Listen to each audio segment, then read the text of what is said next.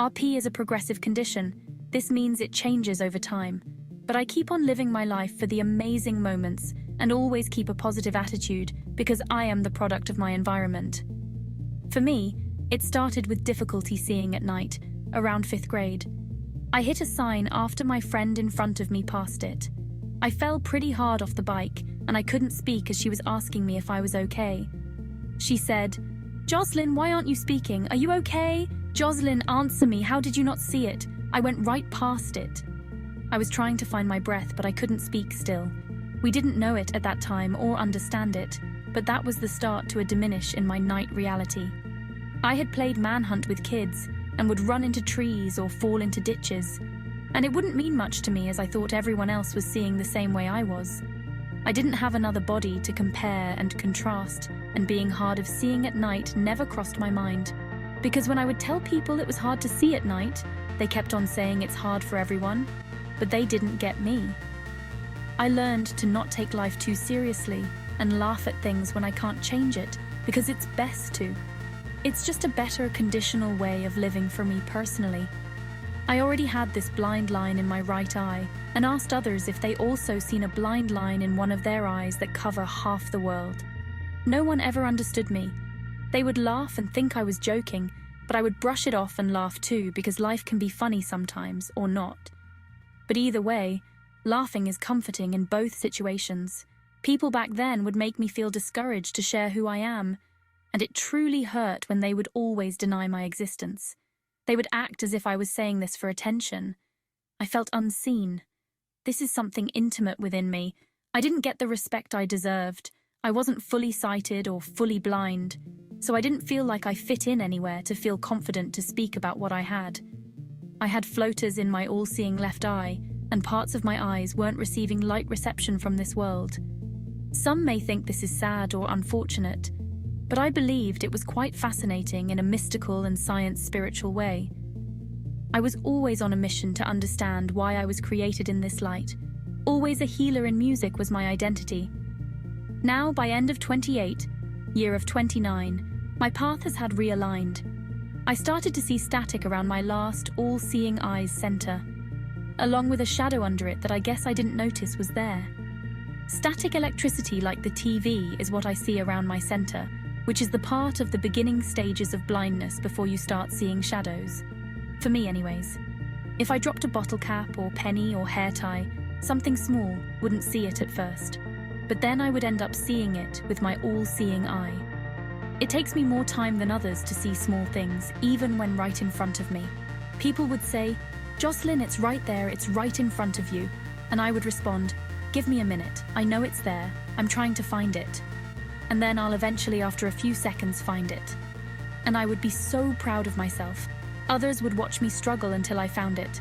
Some were genuinely curious and some thought I was pretending, when in God's light, I truly couldn't see it. But I seen the kind of people they were. Some people aren't educated enough about different types and kinds of blindness in their own world, or they just don't understand how science or the universe works outside of it. There's layers, like an onion. It's also hard to see far away, only able to use one eye left. Dark objects in dimmed lighting is very hard to illustrate and blends together, taking time to adjust to the lighting after a few hours with a person or object. But I learned to adapt. I am what they call a visually impaired/low vision able body in the blind community. I don't need a cane in the day to navigate, though I sometimes use a cane for guidance, safety, and symbolism at night. Though I would rather have a guide dog that's in the works.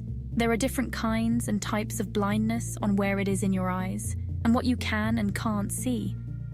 My blindness isn't just about how I learn to navigate walking at night, as of now, but my blindness is amongst other things that require more attention in areas that is fast pace. I just need more time to focus on things, and walking in my own pace or riding a bike on the bike paths really allows me to have my independence and freedom in a safer way, for not just me, but for everyone else around me. Until I'm apparently supposed to get worse in my last eye, I will continue every day to make myself feel better, because I still have that ability. I was forced to rely on my other senses, as that has made life for me losing my sight more interesting, and to have more magical things to look forward to and distract me, because life will keep you down and make you stay there if you let it.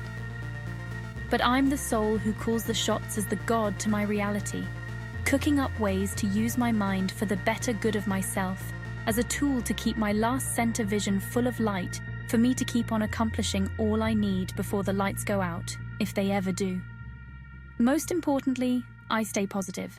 But I was raised immensely blessed, being a theatre kid in drama clubs, school plays and musicals, able to be very athletic in cheer tournaments or any sport you can think of. I was in it, singing recitals, studied for 2 hours and 30 minutes a day productively by my father, always staying busy and working on myself for so long, basketball hoop in our driveway, practiced martial arts in 4 styles, was an A+ student in physics for my senior year, won a summer scholarship in 8th grade for acting to dorm in a college, won 2nd place twice for my high school talent shows, singing my original songs, created amazing music videos expressing my story in a musical and creative way, landed international movie roles and commercials, written so many amazing records that are released and still not released yet.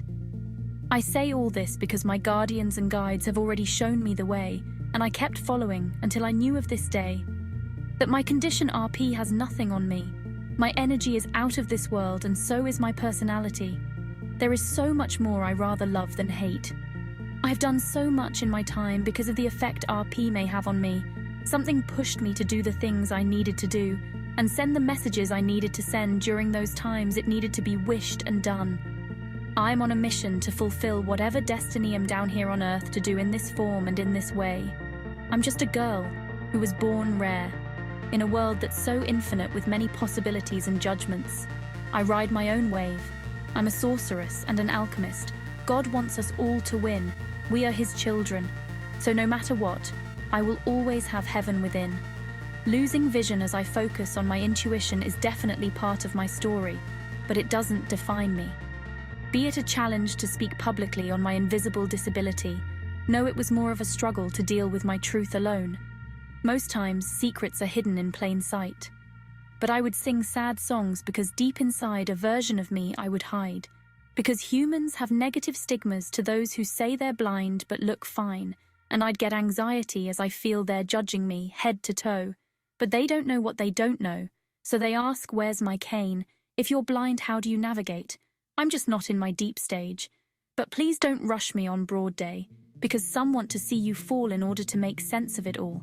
They want to see you suffer instead of prosper. But just because you don't see it doesn't mean it's not there. What I want you to take away from all of this is my attitude, that it's proof how I feel is what adds value. I stand tall to be proud of who I am, no matter their contradictions or beliefs. I have arrived to show grace with ambition and humility, because at least this way, I know I'm free, authentically, to be me.